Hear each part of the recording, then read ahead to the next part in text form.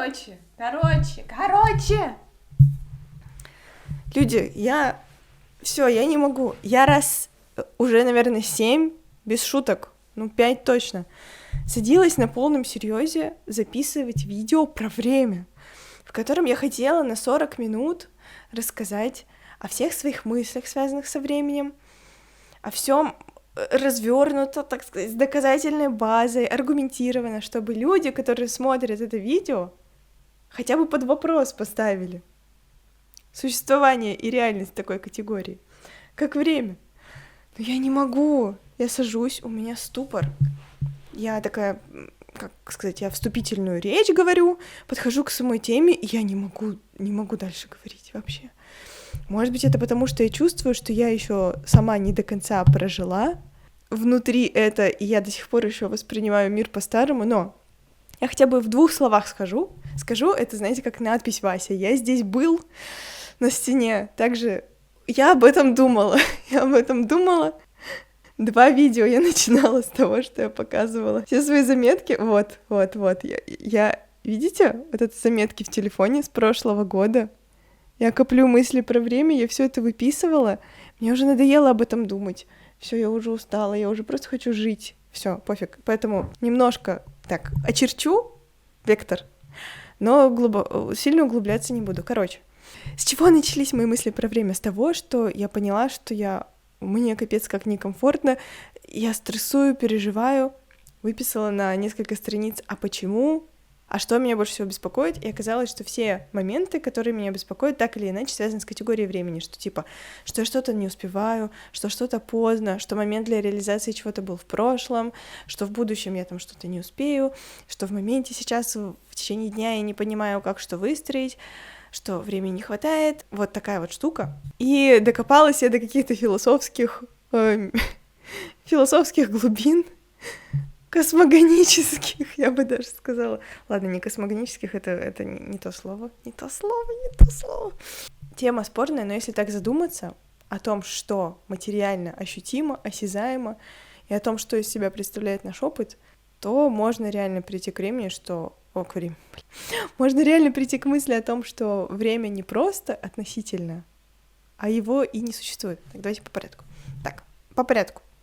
Началось с того, что я много беспокоилась, выписала, поняла, что дело все во времени, и я такая думаю, так, а что если посмотреть на эту категорию по-другому, переосмыслить, а что если вообще этой категории нет? Но к этому я пришла позже. Сначала я поняла, что в моей голове год представляется кругленьким таким кругом, цикличным, то есть я, например, январь этого года сравниваю с январем прошлого, с январем позапрошлого, хотя это иллюзия. То есть ты по жизни просто двигаешься вперед. Это тоже под вопросом, но мы это потом чуть-чуть, на 3 секунды позже. Ты просто двигаешься вперед, проживаешь какие-то события, а то, что твой мозг это соотносит с вращением Земли вокруг Солнца, это уже наш культурный конструкт, это уже продукт цивилизации. Поэтому первое, что я сделала, это я попыталась вот так вот разомкнуть цикл года и представлять его прямой дорожкой, идущей вперед. И причем не время идет вперед, а ты идешь вперед. То есть твои события, вещи, которые ты делаешь, опыт, который ты накапливаешь, люди, с которыми ты общаешься, они как бы выкладывают перед тобой линию твоей жизни, твоей судьбы. И ты вот, когда ложишь этот кирпичик перед собой, эту доску, она перед тобой появляется, и ты идешь вперед. Нет никакой стихийной силы в виде времени, которая утягивает за собой человеческую жизнь, которая двигается, несмотря ни на что.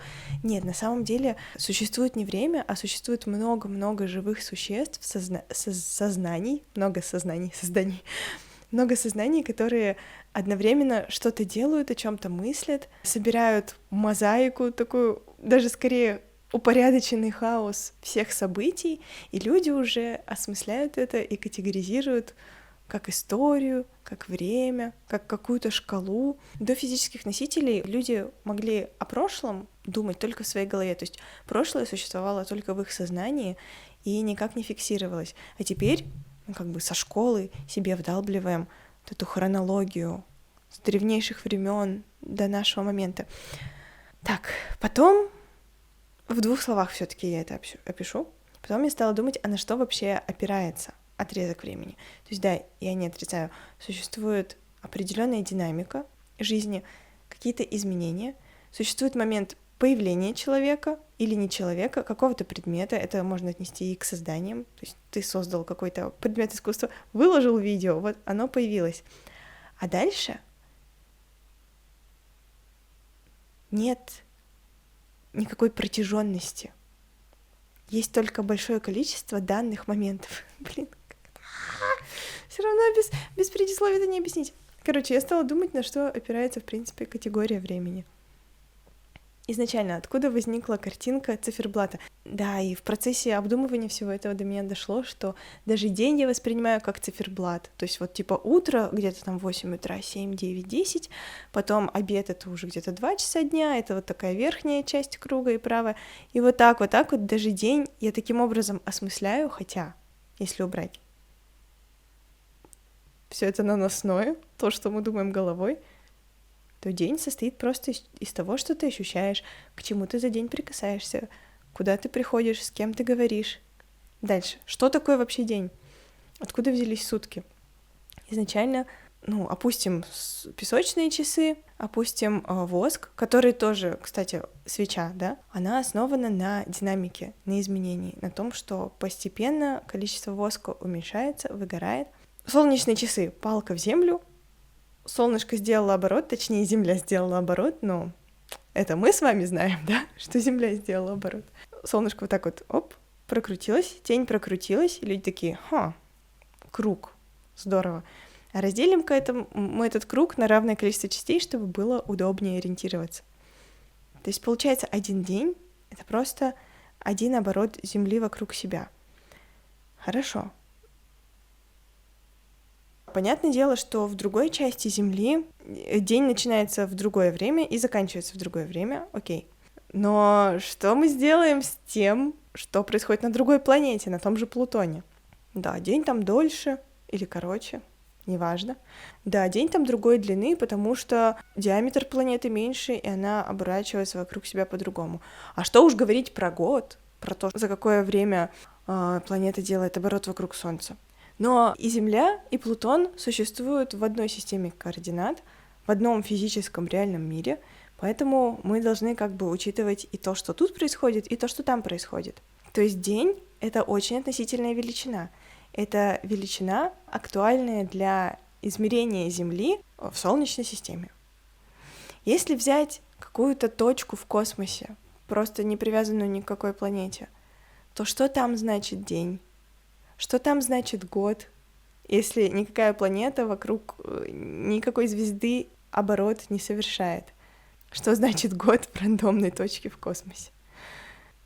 Если опираться на рост, развитие и изменение организмов и говорить, ведь совпадают какие-то категории с этой нарезкой, с этими моментами, связанными с оборотом Земли вокруг Солнца, то тут тоже можно поспорить, потому что у всех организмов все происходит по-разному, и даже у людей в течение истории вообще все было по-разному с изменениями.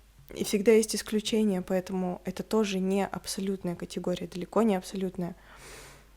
Тогда возникает вопрос, а на что, где эталон, где изначальная точка, где изначальный временной отрезок, от которого все идет, где в физическом мире изначальный временной отрезок, на который мы опираемся. Я с братом эту тему обсуждала, он сказал, что опирается на скорость света. То есть за какое время от Солнца, например, до Земли доходит солнечный луч. Хорошо. Я понимаю, что я не открываю Америку, я понимаю, что очень много людей про это уже думали, но для меня это было открытие. Хорошо, солнечный луч. Из точки А, Солнце, до точки Б, Земля, добирается за такое-то количество времени. Что такое время в данном случае? Это расстояние, поделенное на скорость. Что такое скорость? Это расстояние, поделенное на время. Поздравляю, мы находим неизвестное через неизвестное. То есть это тоже не абсолютная вещь, это тоже очень относительная вещь. Скорость, за которую от Солнца до Земли долетает солнечный луч. А существует ли время на границе Вселенной, например? Если брать современную научную концепцию, то считается, что Вселенная бесконечно расширяется.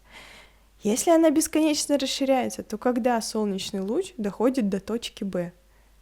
Когда наступает этот отрезок, от которого мы наконец-то можем оттолкнуться и сказать наверняка, вот что такое время. Это мы еще не берем в расчет черные дыры, у которых на границе происходит искажение времени, искажение пространства. Где-то даже есть исследование о том, что время течет в обратную сторону. Извините, что это вообще значит. Но тут было бы хорошо почитать про теорию относительности Эйнштейна, но мне лень пока что. Мне достаточно того, до чего я додумалась пока что, на данном этапе. Вот, и получается, что не столько время существует, сколько изменение пространства. То есть в этой точке не было фотона, не было солнечного луча. Потом он появился. В следующей точке пространства не было луча, он появился. Вот так вот пространство изменяется. Но сказать, что это происходит за какое-то количество секунд, мы не можем, потому что мы сами взяли очень условные категории на Земле для того, чтобы обозначить, что такое секунда. Мы взяли оборот нашего камушка вокруг Солнца и оборот нашего камушка вокруг себя за основу. Но если бы мы жили не на этом камушке, а в другой точке Вселенной, год был бы другой какой-то. Привет с монтажа. Конечно, здесь есть еще одна загвоздка. Это то, что все между собой в физическом мире, нашем земном, очень удобно соотносится. То есть, например, горение свечи и исчезновение воска эквивалентно какому-то количеству того отрезка, за который Земля оборачивается вокруг себя. Падение какого-то предмета на Землю тоже соотносится с чем-то. Но это если мы берем во внимание то, что на Земле особые условия. Где-то в космосе, в невесомости, горение, я сейчас проверила, обретает совершенно другой вид. Пламя свечи становится сферическим, голубоватым, не таким горячим, и процесс горения происходит намного дольше. На другой планете сила гравитации была бы другая, соответственно, и скорость падения предметов была бы другая. Процессы разложения и распадения материи тоже обусловлены экосистемой нашей Земли, химическим составом воздуха, нахождением Солнца именно на таком расстоянии от земного шара. Опять же, получается, все относительно и работает для нашей Земли. Если брать организмы и их развитие, то здесь тоже все неоднозначно, как я уже говорила. Те же деревья, существуют тысячелетние дубы. Если взять млекопитающих, то у всех организмов совершенно свой ритм, свои циклы, и они очень разнятся. Я специально сейчас поискала, есть животное, называется голый землекоп, которое вообще не стареет. Морской еж тоже вызывает большие вопросы. Но даже если брать рамки одного вида, то развитие и изменения в организме очень разнятся в зависимости от условий и в зависимости от даже внутреннего состояния. Взять того же человека. Человеческая жизнь. Сейчас будет совершенно антинаучная вещь, но почему бы не допустить такую вероятность? Сохранились предания о том, что когда-то люди жили 900 лет, а вдруг правда? Но даже если такого не было, то даже в современном мире есть примеры, когда люди опровергают устоявшиеся представления о ритмах роста, развития и вообще изменения организма. Загуглите Люрхсу и Пьер Бу, посмотрите Инстаграм и сделайте выводы сами. Были примеры, когда после химиотерапии и лечения от рака у человека вообще пропадал сон. Так что это тоже все нельзя называть абсолютными точками отсчета. Даже какую-то периодичность в ритмах человеческого организма. Если перенести человека на Марс и обеспечить ему там условия жизни, то будет ли его тело функционировать так же? Будет ли ребенок тот же вынашиваться 9 месяцев? Или это будут уже другие величины? Поэтому все-таки, если задуматься, то время, оно актуально для нашего земного шара в какой-то степени. Не время даже, а именно существующий темп динамики жизни. Но мы не можем списывать со счетов весь остальной физический мир и не учитывать его. Это, знаете, как жить всю жизнь в одной стране, находиться полностью в пузыре и считать, что весь остальной мир точно такой же. Вот тут что-то похожее, но в масштабах космоса. И это сейчас мы понимаем, что существует космос, существует Вселенная, которая бесконечно расширяется. А представьте, что еще в будущем будет открыто. Расширяется Вселенная, это, конечно, прекрасно, но это все еще звучит очень размыто. что еще будет открыто, понято, мы этого не знаем, поэтому, как минимум, мне кажется, не нужно думать, что все известно и что наука — это истина в последней инстанции.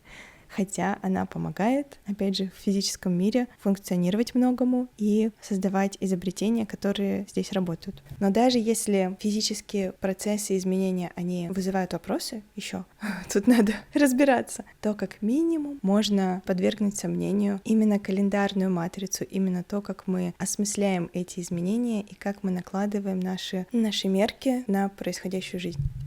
Вот, как минимум, это приводит к мысли о том, что наше понимание года, месяца, недели, дня, суток, часов — это продукт мыслей других людей. То есть мы просто пользуемся этой системой, потому что так удобнее. И мы можем договориться о том, чтобы не опоздать куда-то благодаря этой системе координат, но это работает только в силу того, что два мыслящих существа договорились в этот момент встретиться, увидеться.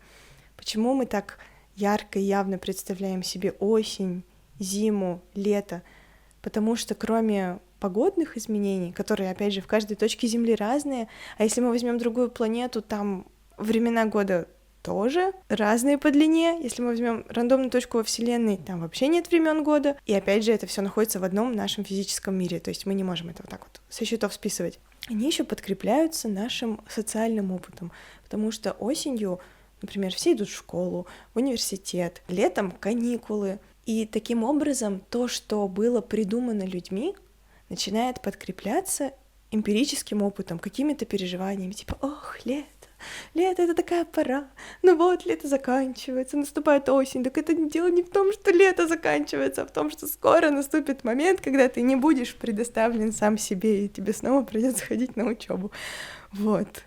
Все договоренности между людьми, связанные со временем, держатся только в силу того, что люди об этом друг с другом договариваются. И как минимум, учитывая это все, довольно глупо, как я уже сейчас поняла, загонять себя и переживать о том, что, боже, я там что-то не успел сделать в феврале, а сейчас уже март.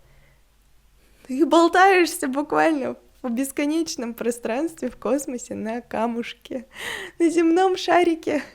И действительно думаю, что февраль-март имеет какое-то значение, ну серьезно. Я сейчас звучу ужасно. Не так достойно, как мне хотелось звучать. Ну хотя бы мне повеселее об этом рассказывать. Движение от февраля к марту, к апрелю, к маю существует только благодаря тому, что жизни других людей тоже как-то изменяются. Они тоже что-то делают, происходят новые встречи, например, время экзаменов, дедлайнов, каких-то на работе, время отчетов. То есть это все создается мыслями и сознаниями людей. Это все было предисловие. Вот, а теперь главная мысль, главное такое осознание и понимание, которое ко мне пришло из-за всего того, что я обдумывала.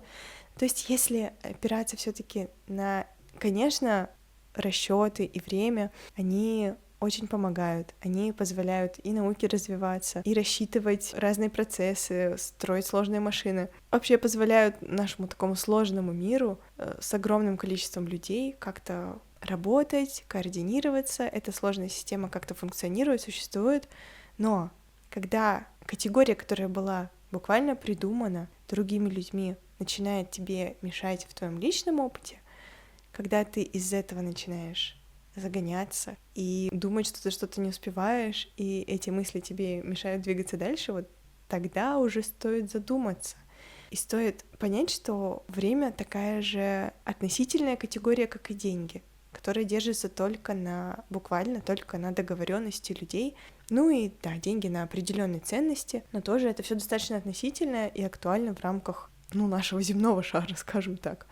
И если опираться на эмпирический опыт, на то, что мы действительно можем ощущать, проживать, то ничего, кроме пространства, не существует. Пространство и его изменения, его динамики.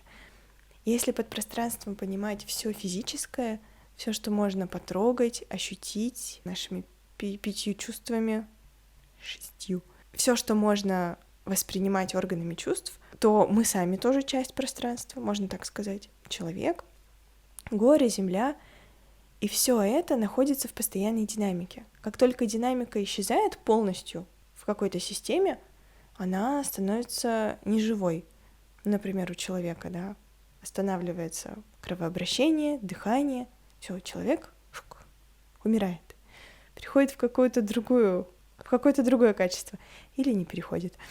Камень тоже, казалось бы, мертвая материя, не наделенная сознанием, наверное, но в нем тоже какие-то небольшие изменения происходят в частичках. То есть, что действительно существует, это пространство и его движение. Существует момент, когда в этом пространстве что-то появляется и зарождается, и когда это что-то умирает. А все, что происходит между этим, растягивается вот в определенный хронометраж только из-за нашего осмысления действительности, из-за нашего осмысления динамики жизни. Это как фильм, который существует в одном моменте, вот он полностью есть фильм, но наше сознание воспринимает его последовательно, потому что нужно просмотреть каждый кадр. И мы говорим, что вот фильм идет 1,5 часа, хотя он никуда не идет, он просто есть, он существует. И YouTube тоже получается как аналог подобного взгляда на время и на мир. На YouTube времени буквально не существует, кроме обозначения даты, когда видео было выложено. Вот, видео появилось, все, оно существует в этом пространстве, пока его не удалят. И все видео существуют одновременно. И каждое видео тоже существует сразу, его можно отмотать вперед, назад.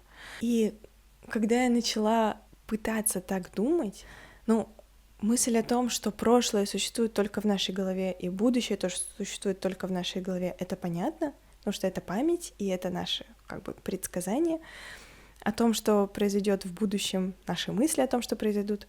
У меня такое изменение произошло, в принципе, в ментальном пространстве, то есть иногда я возвращаюсь, как я уже говорила, к старой модели, но все больше мне хочется находиться в новой, и вот как она выглядит. Если в старом мировосприятии у меня была какая-то своя собственная линия жизни, вот 1 год, 2 год, календарный год, например, январь, февраль, март, на эти месяцы насаживаются какие-то события, какие-то месяцы, провал, ничего особенного не происходило, потом летом, такая-то встреча, такое-то событие, вот, у меня как бусины события нанизывались на вот эту вот спираль жизни, то сейчас получается, все события прошлого, они находятся внутри тебя, прямо внутри твоего сознания.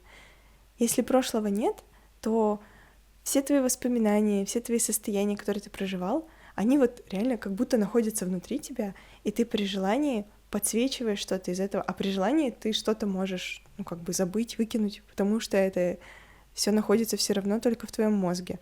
И подкрепляется, конечно же, опытом других людей, которые вместе с тобой, например, что-то проживали, но для них это был вообще другой опыт.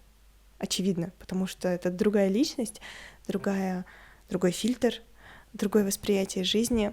У них своя картинка своей собственной жизни в голове. Поэтому, по сути, да, все, что происходило, оно только внутри тебя находится.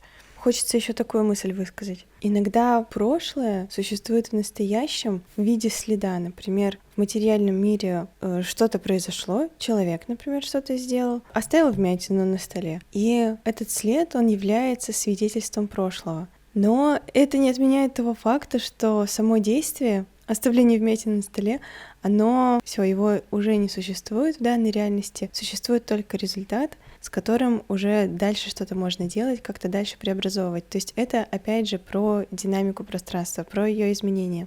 Если говорить про человеческий опыт, про его внутренний мир, про его эмоции, то, безусловно, на нас в настоящем моменте влияет все, что мы пережили до этого. И в этом плане просто так вот забыть и выкинуть нельзя. Но очень часто мы забываем, что точно так же, как другой человек, например, как-то на нас подействовал, положительно или отрицательно, это чье-то сознание, с нами соприкоснулось, точно так же и мы на себя сами можем подействовать. И часто мы забываем, что все-таки нам не обязательно учитывать предыдущий опыт, и что в каждую данную секунду, в каждый данный момент мы действительно властны воспроизвести все, что нам хочется, все, что угодно. Если, опять же, это не какие-то прям глубокие подсознательные вещи, до которых самостоятельно прям сложно добраться. И еще при том, что существует связь между каждым настоящим моментом в виде того, каким образом окружающий мир преобразовывается, наш мозг начинает, кроме прямых связей, оставления вмятины на столе, следовательно, вмятина на столе, начинает образовывать связи несуществующие. И наш мозг очень часто таким образом усложняет жизнь. Это относится не только к материальному миру, но и к межличностным взаимоотношениям. Очень часто столько причинно-следственных связей в голове возникает, что за ними становится не видно настоящего момента и настоящего положения дел, и настоящего отношения к тебе и просто человека.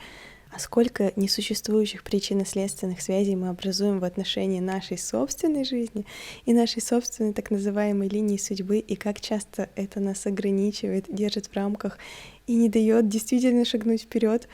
Поэтому мне все-таки больше нравится мысль о том, что происходит какая-то динамика и постоянные изменения, но настоящий момент самодостаточен, и присутствующие изменения скорее являются не свидетельством прошлого, а свидетельством настоящего момента. И наиболее явно это ощущается, когда ты понимаешь, что полностью властен над данным моментом и имеешь возможность его изменить.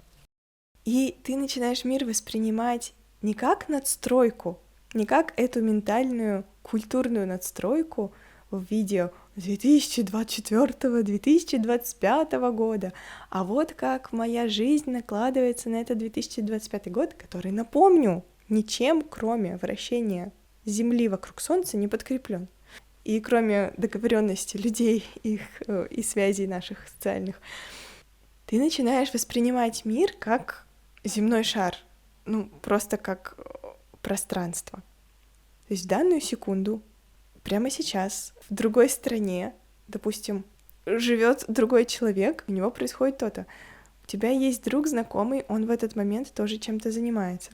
То есть ты начинаешь понимать, вот даже мир, даже медиасфера, для меня он как был представлен? Для меня те же блогеры, музыканты, артисты были связаны с периодом жизни, в который я их для себя открыла и в который я начала за ними наблюдать, с периодом жизни, наложенным на эту круглую модельку года. И как бы меня всегда разделяло что-то с ними, то есть они живут какой-то своей жизнью, вот где-то там, у них совершенно другой опыт, другое место, а я живу где-то здесь, вот это моя жизнь, это их жизнь, но вот каким-то образом оно наложилось, это как ты фильм смотришь, ты узнал о чем-то, а тут до тебя как бы ощутимо доходит, что это такой же осязаемый человек, как ты, который просто в этот момент живет в другом городе и прямо сейчас, не знаю, может, обед свой ест или спит, и что это все одновременно происходит. Ты понимаешь, что у тех же артистов у них нет какой-то своей линии судьбы, понятно, что она есть у них в голове, но у них, по сути, нет своей линии судьбы, которую ты для себя открыл в какой-то промежуток своего времени, своей жизни. Нет, они в этот момент сейчас просто существуют. Не знаю, почему-то это...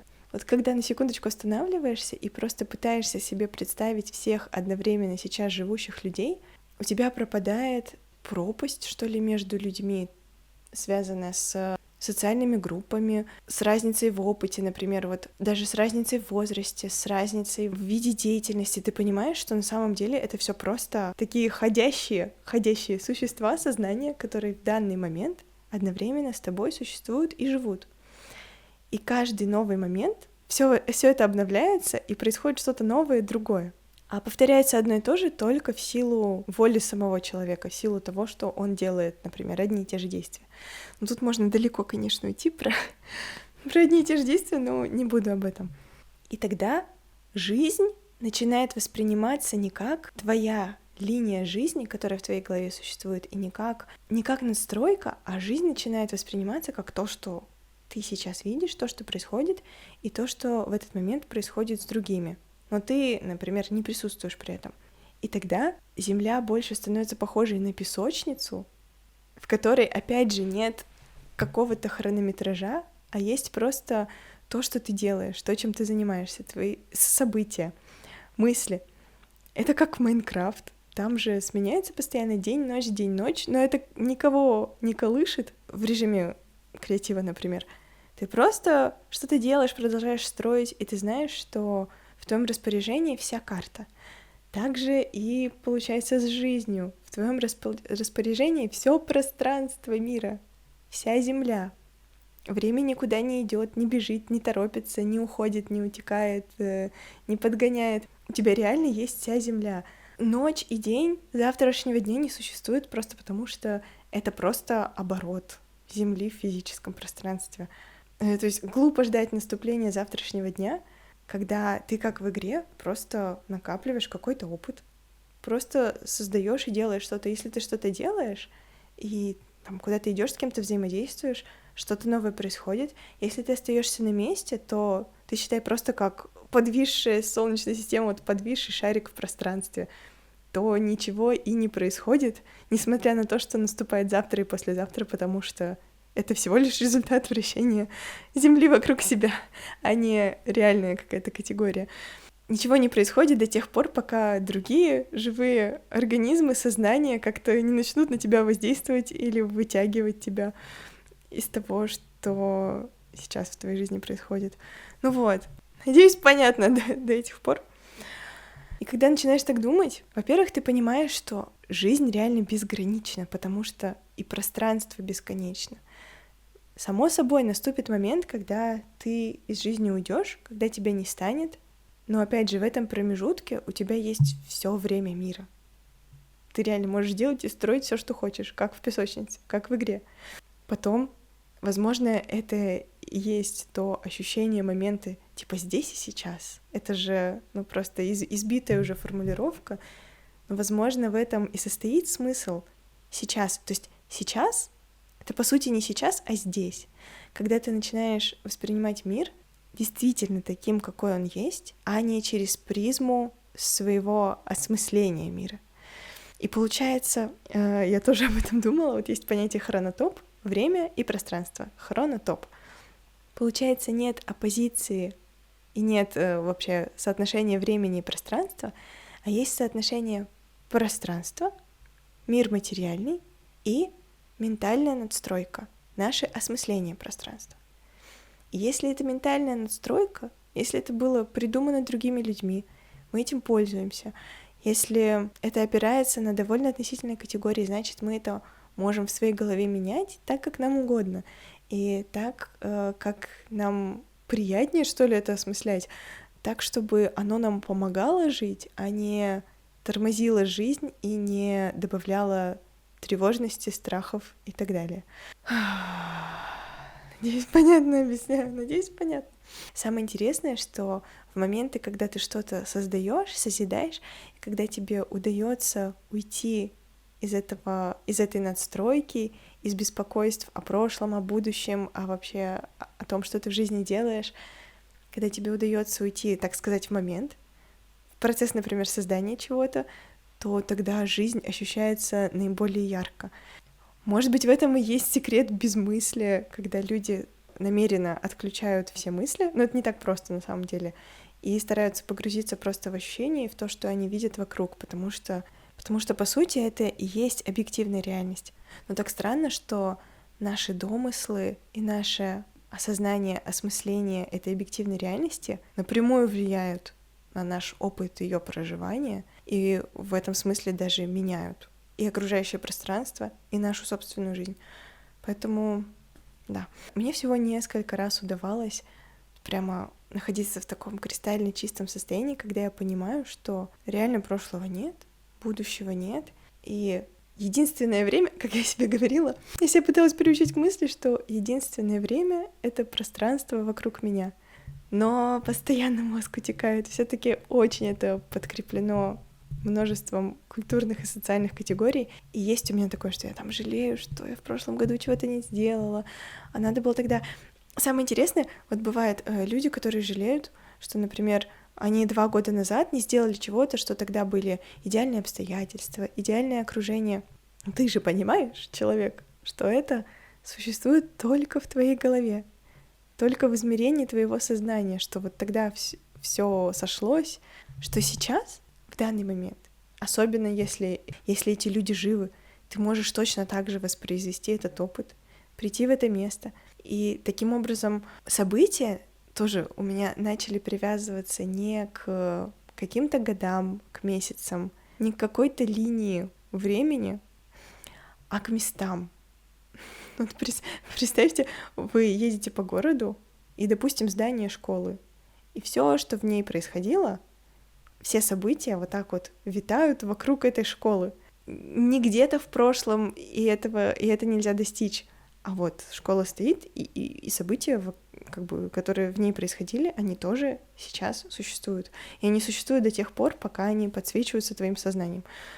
Ой, короче, а если еще находиться в присутствии мысли о том, сколько людей сейчас одновременно живет, и сколько всего они делают, и что это происходит вот прямо сейчас, а не, опять же, не в какой-то последовательности, не в какой-то хронологии, то ты начинаешь понимать, насколько много возможностей для повторения, обретения, воспроизведения или переосмысления любого опыта, что возможности действительно безграничны, ну, на самом деле. Ух. Это все, что я говорила, мне это нужно себе еще раз в мозг опустить, потому что все-таки категория года очень удобная. И, возможно, мне даже так кажется. Вот до меня это все дошло. Надеюсь, будет такой момент, когда, опять же, будет такой момент, ну, никогда он не будет, если я не начну это проживать и делать. То же самое.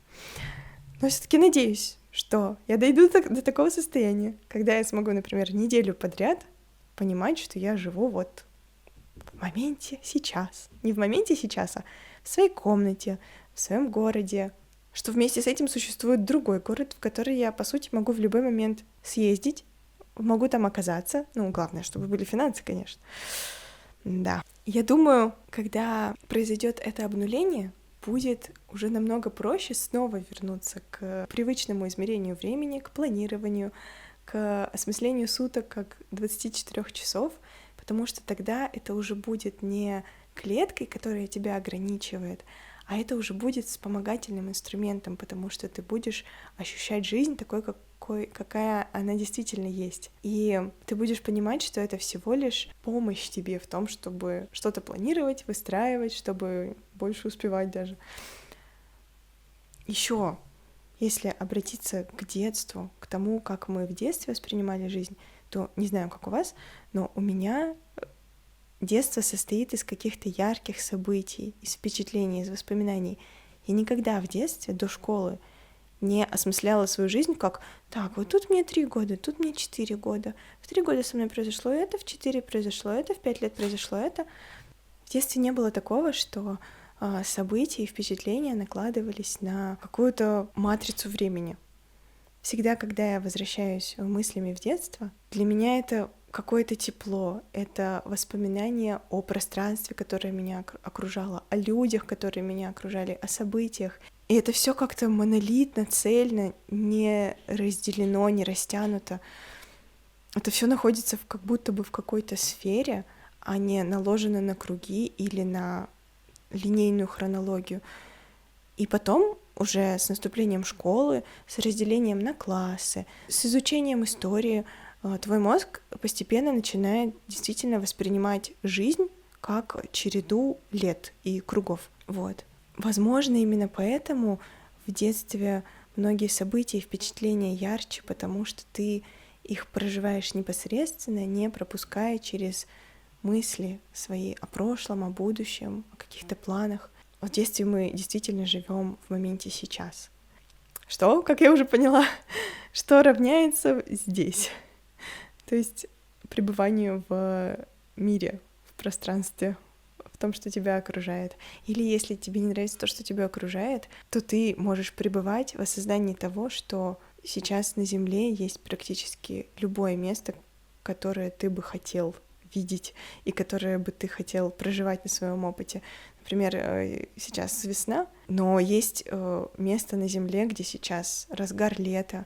Зимой то же самое. Есть место на Земле, где разгар лета. Летом есть место, где вечная зима. То есть это ничем не обусловлено, кроме пространственных границ, которые, возможно, кстати, будут преодолены человечеством со временем.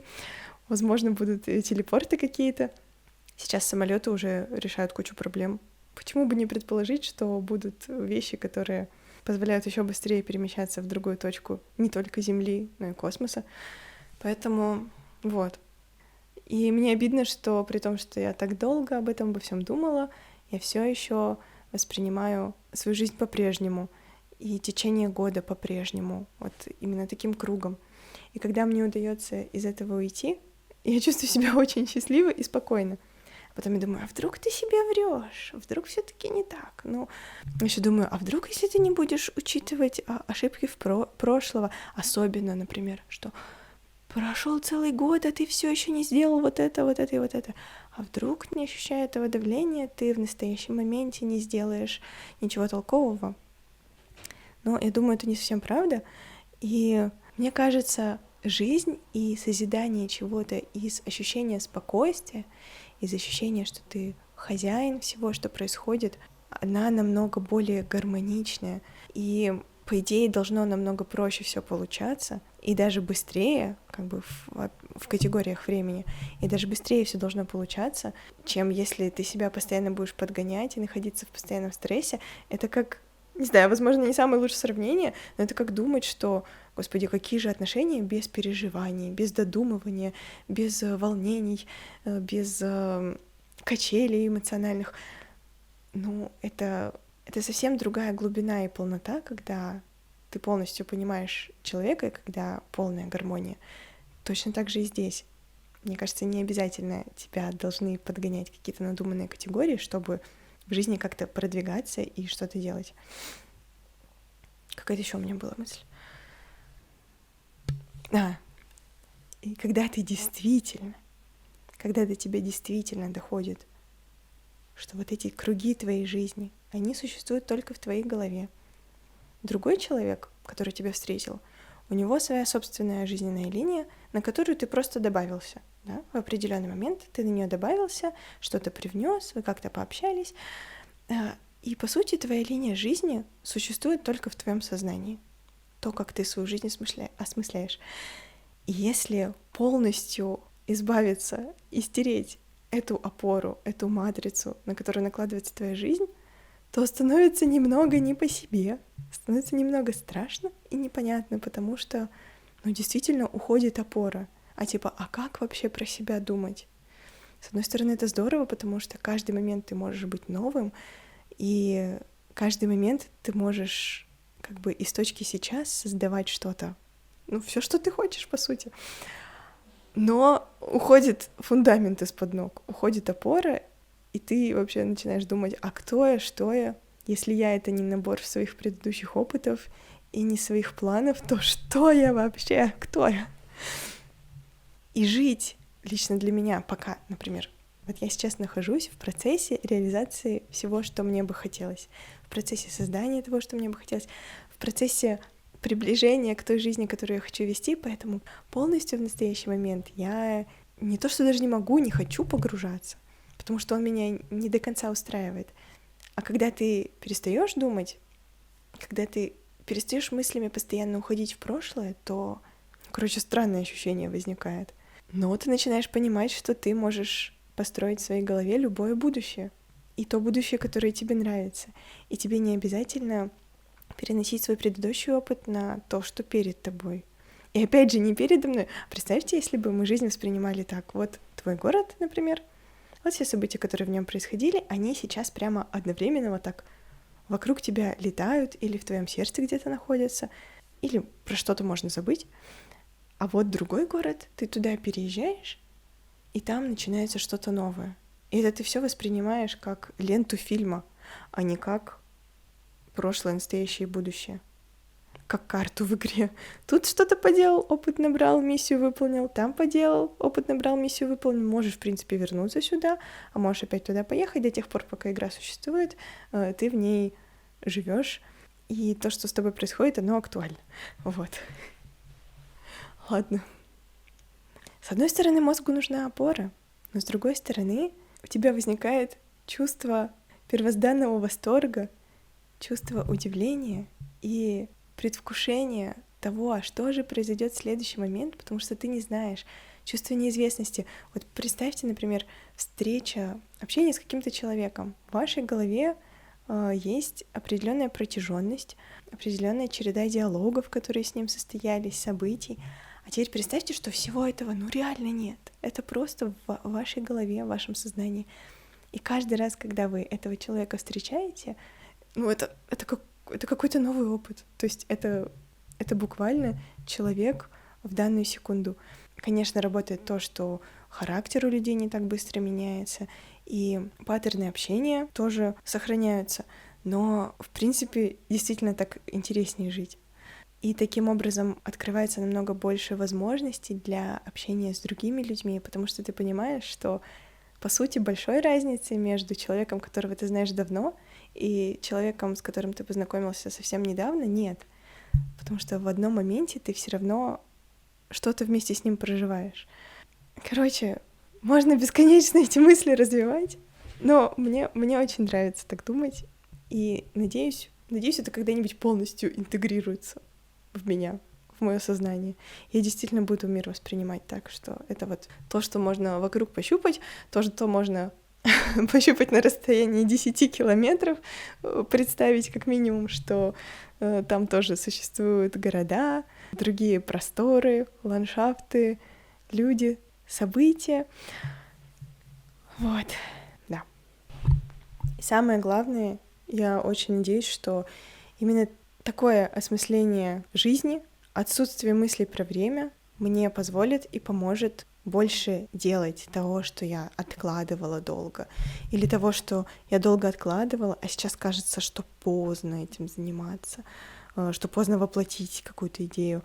Уберет мысли о том, что я обязана что-то воплотить, хотя мне это уже не интересно, потому что каждый момент — это что-то новое. В каждый момент можно создать что угодно. Да, вот еще. Я еще поняла, что, возможно, намного важнее, чем более спокойное, такое более гармоничное восприятие жизни в результате всех этих размышлений, то, что это открывает совершенно новую грань именно для художественного восприятия окружающей действительности. Потому что ты действительно начинаешь видеть намного больше вещей и обращать внимание на намного больше деталей, и начинаешь обращать больше внимания на то, что происходит у тебя внутри, когда уходит тревога о таком взгляде сверху, о необходимости охватывать таким умственным взором всю хронологию своей жизни, всю последовательность событий, даже событий мира, ты действительно возвращаешься в пространство окружающей действительности, и в ней столько много можно открыть. И настолько много новых ощущений, чувств прожить, что это дает очень богатую пищу для размышлений и для создания чего-то. Тоже касается общения, когда ты напрямую общаешься с человеком и проживаешь то, что в данный момент происходит, а не крутишь в голове мысли о прошлых взаимодействиях или о том, что в твоей жизни происходит. Это тоже намного более глубокий и ценный опыт, наверное. Вот, рассказала все. Я в шоке с того, что кажется, что я все сказала, о чем хотела. Даже все, что, скорее всего, в заметках было. А давайте традиционно сейчас пройдемся по заметкам. Вдруг я что-то важное забыла. Ну вот у меня тут написано из последних записей: твоя жизнь — это то, что ты проживаешь и делаешь, а не пустая оболочка календаря. О, еще такая штука у меня тут записана. Не столько про время уже, сколько про опыт самой жизни. Когда начинаешь жить на 1000% как хочешь и быть каким хочешь, мысль и страх о том, что хочется вернуться назад во времени или начать сначала, уходит. А если кажется, что из-за отсутствия тех идеальных обстоятельств, которые когда-то были, ты не можешь делать то, что хочешь, и быть каким хочешь, то это иллюзия. Криво написано, но это, походу, какие-то заметки были. Это только в твоей башке. Твоя таймлайн и картина жизни. Ну, то есть, да, ты по-другому начинаешь воспринимать саму материю жизни. И слово «жизнь» для тебя перестает быть хронологией событий в твоей голове и становится тем, что происходит сейчас, а воспоминания и события, ну, буквально вот физически, они у меня располагаются, ну, как я уже говорила, не на какой-то линии жизни, которую я представляю умом, а, например, внутри. Вот такое-то событие. И ты понимаешь, что ты полностью властен над этим. То есть ты что-то можешь подсветить, Что-то можешь так это отодвинуть, а что-то можешь вообще удалить. Можешь даже что-то придумать себе, чего не было, почему нет? Если это тебе поможет в настоящем моменте. И, кстати, тоже замечала, если жизнь интересная и наполненная, то вот эти абстрактные категории отходят на второй план, и ты начинаешь действительно жить саму жизнь. А когда она скучная, рутинная, когда очень много повторяется, одни и те же места, одни и те же события, одни и те же действия, особенно когда тебя это напрягает, тогда ты волей-неволей начинаешь уходить в мысленную надстройку. Начинаешь думать про время. Чё? Это я вообще не поняла, что я тут написала.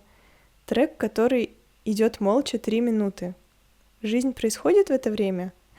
Или происходит ожидание?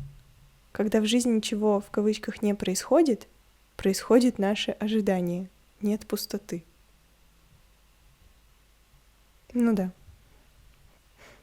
Интересный такой, типа, умственный эксперимент, представить себе линию жизни другого человека, как он сам на свою жизнь смотрит. То есть попробовать переместиться в сознание другого человека и представить себе, как он себе представляет свою жизнь.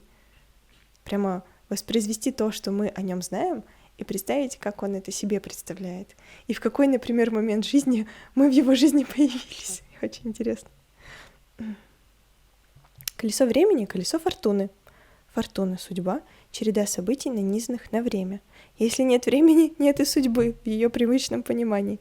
Есть только твое сознание, которое осмысляет то, что происходит, и создает происходящее.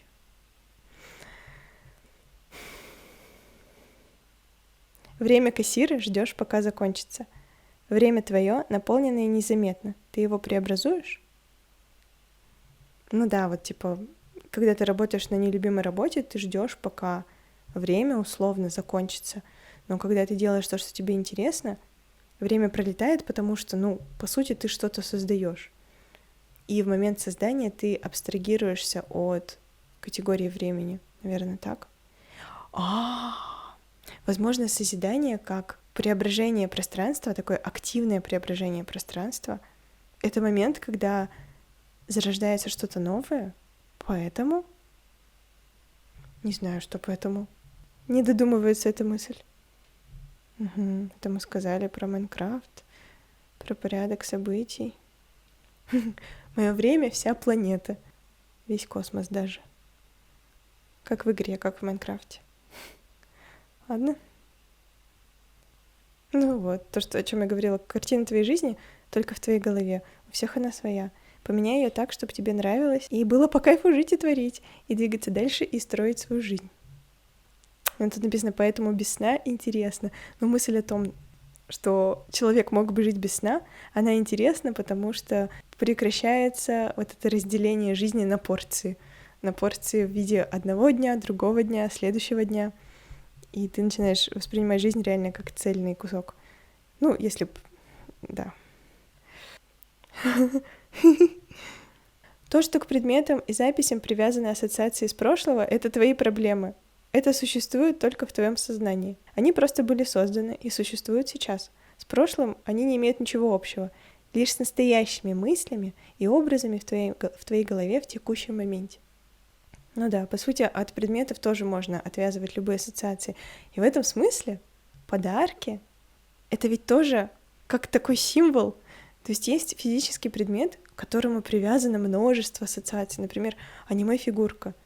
Казалось бы, это просто фигурка, покрашенная в какой-то цвет, но она столько собой репрезентует, с ней связано столько эмоций, которые ты проживал во время просмотра аниме, и столько добрых эмоций, связанных с тем, что тебе кто-то ее дарит, человек, с которым ты тоже проживал счастливые эмоции, что эта фигурка становится буквально наполнена твоими мыслями, твоими ассоциациями, и каждый раз, когда ты на нее смотришь, или как минимум первые несколько раз, она в тебе снова все эти эмоции поднимает, хотя, по сути, сама в себе ничего не несет. Тоже такая мысль меня в последнее время интересует. Допустим, если существует категория энергии, вообще существует ли энергия? Или существует только наша внутренняя реакция? Условно, может ли другой человек на тебя как-то действительно воздействовать, или просто то, что он говорит и делает, у тебя вызывает определенные мысли, и ты уже сам на себя воздействуешь. Но это так же, как с музыкой, допустим. В музыку действительно вкладывается какая-то жизнь и какая-то душа, или когда ты ее слушаешь, благодаря твоим собственным ассоциациям, ты считываешь код, и ты уже сам его наполняешь определенной энергетикой. Вот. Но это тоже такая мысль в зародыше. Надо ее развить. Ну да, с таким восприятием не тесное время, жизнь, мир, а просторное, большое, безграничность. Вот и черный экран, как безграничный космос. Славно, славно. Сейчас мы снова включим камеру. Да, еще скажу, для меня в идеале, конечно, было бы вообще не думать про время. То есть я давно выкладывала ролик, типа, она пыталась записать видео, я там говорила, что я хочу записать видео про время и навсегда забыть про эту категорию. Ну вот что-то такое же мне хочется до сих пор. Мне хочется забыть, и все. И просто не то, что забыть, а настолько в новое ощущение мира погрузиться, чтобы это, в принципе, в моей голове не всплывало. То есть меня вообще не будет прикалывать дальше думать про время. Это, знаете, как тебе что-то не нравится, а ты продолжаешь думать, обсасывать, обсуждать это. Нет. Нет, спасибо. Почему мы доверяем больше сформировавшимся системам? Потому что они уже были, а чего-то нового еще не было. Ну, типа, мы же доверяем даже вот такому восприятию времени. Ну и вообще, в принципе, про все системы, что традиционные, типа, оно проверено временем. Да, ладно, слишком долго об этом говорить. Следующее. То, что нам знакомо и что мы делаем на автопилоте, точно так же можно спроецировать на то, что нам не знакомо и что мы еще не попробовали. Это находится точно так же в поле вероятностей, и от того, что мы просто к этому еще не прикоснулись, это не становится более недоступным, более неисследованным. В этом плане знакомое прошлое подобно неизвестному будущему, просто разный набор опытов, нераскрытая карта. Ну, все сказала, не буду продолжать эту мысль. Так же, как ноты отображаются в программе именно так. Компьютерные процессы визуализируются именно как Discord на дисплее. Мы уже все общение представляем как комнатки, румы, хотя это другое, это просто набор звуков. Никаких комнат нет, это наше воображение, это я про Discord сейчас говорю. Есть устройства, которые одновременно обмениваются кодами, а места над землей в интернете нет. Но это так и воспринимается. Да, воспринимается Discord как будто действительно реальное физическое место, в котором все собираются. Как общение представляется чатами в Телеграме, хотя интерфейс телеги и вообще все окна в виде прямоугольников придумали определенные люди.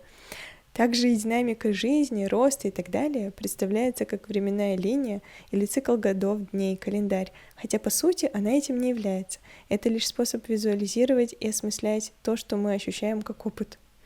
И иногда сама эта матрица, сама эта визуальная схема непосредственно влияет на наше восприятие, на ощущение от жизни и переформатирует его. Почему бы не придумать свою схему и свой способ осмысления, который воодушевляет и придает сил, а не загоняет в рамки? Сила воображения. Ладно.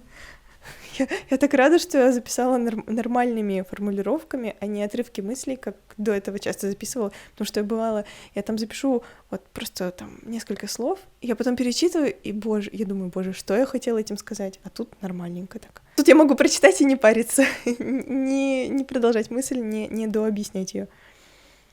Ментально убираем пространство, расстояние между мной и теми, кто живет жизнью, которой я хочу жить. Ну это то, что я говорила про гостиницу.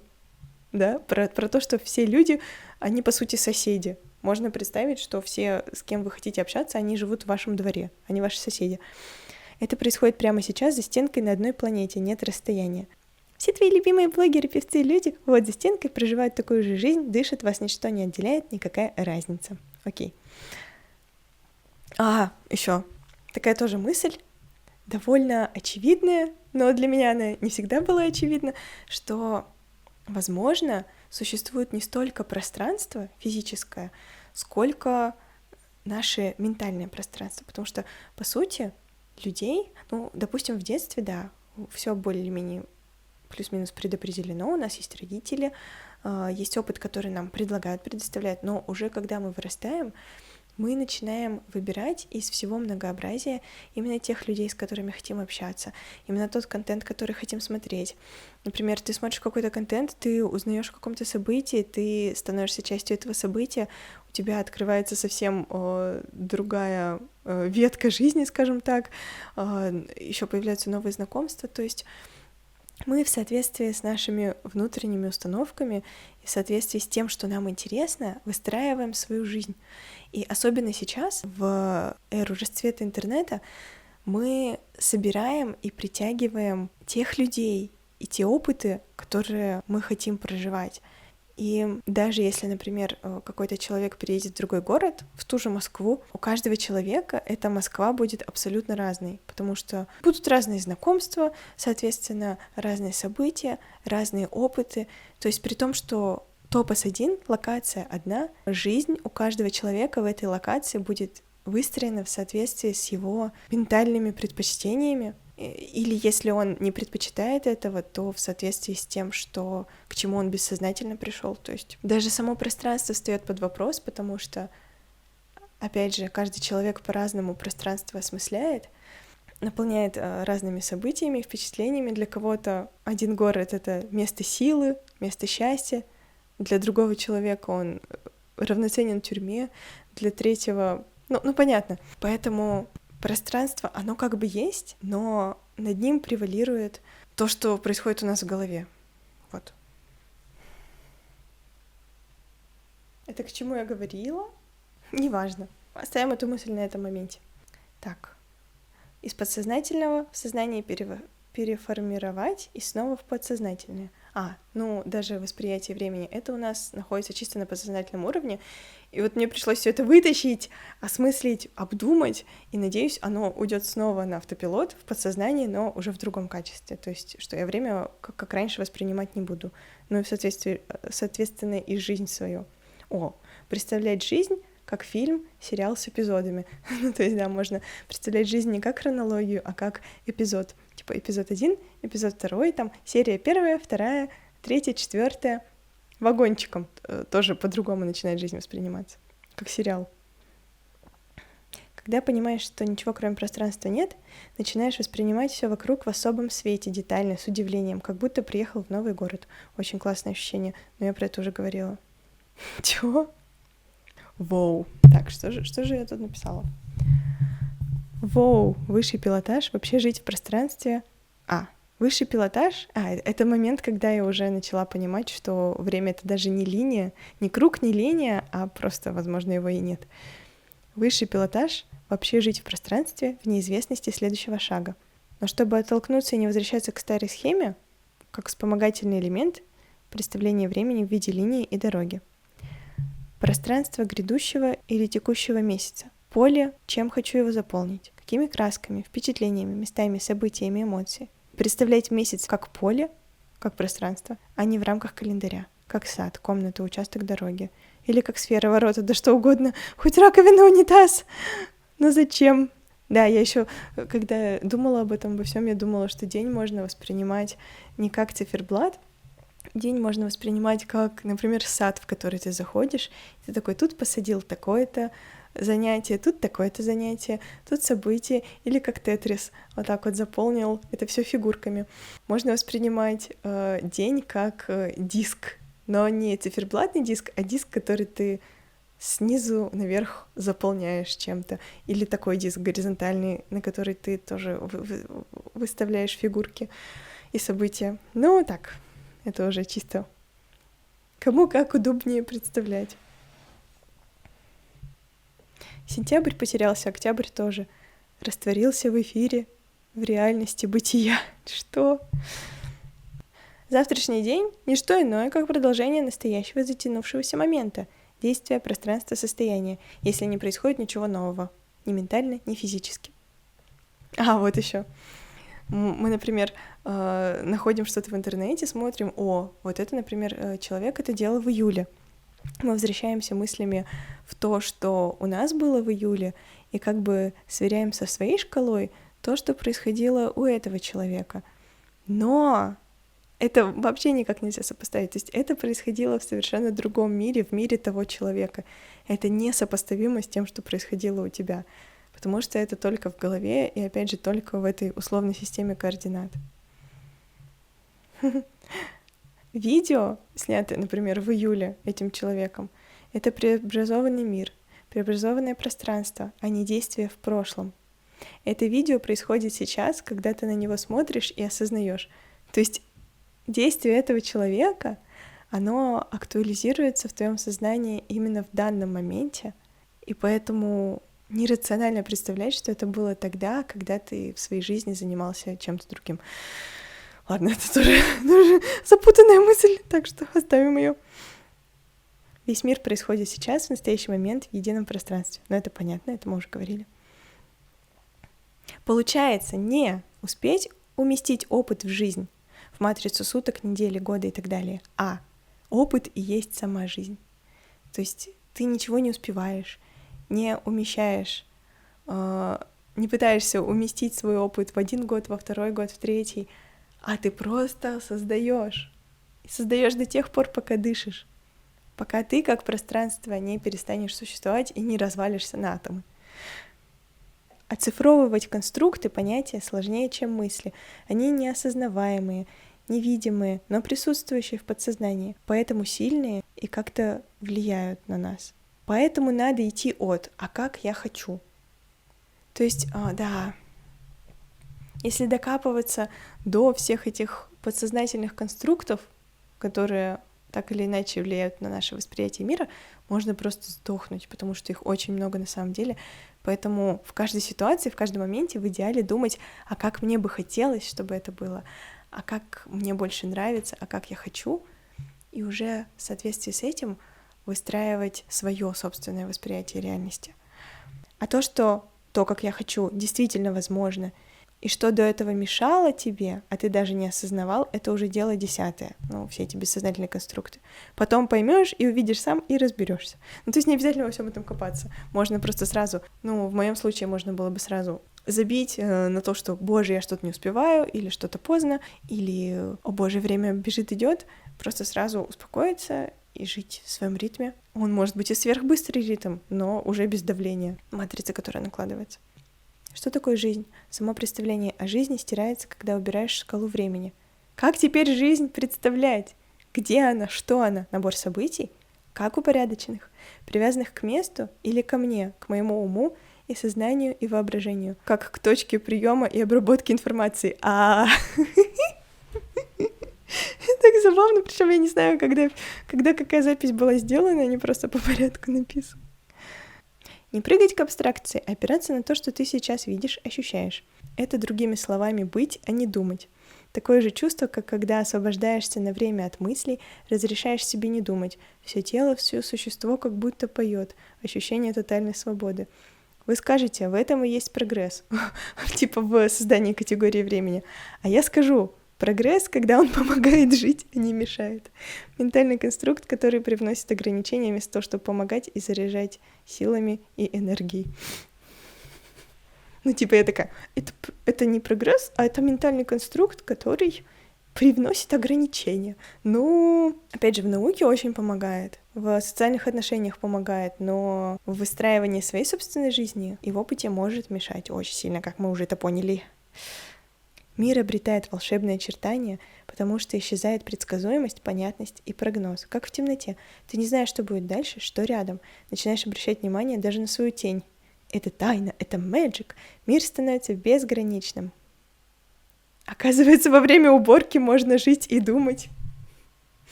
Я не знаю, зачем этот комментарий про жить и думать во время уборки. Господи, все, это видео уже должно закончиться. Мне кажется, я очень долго записываю.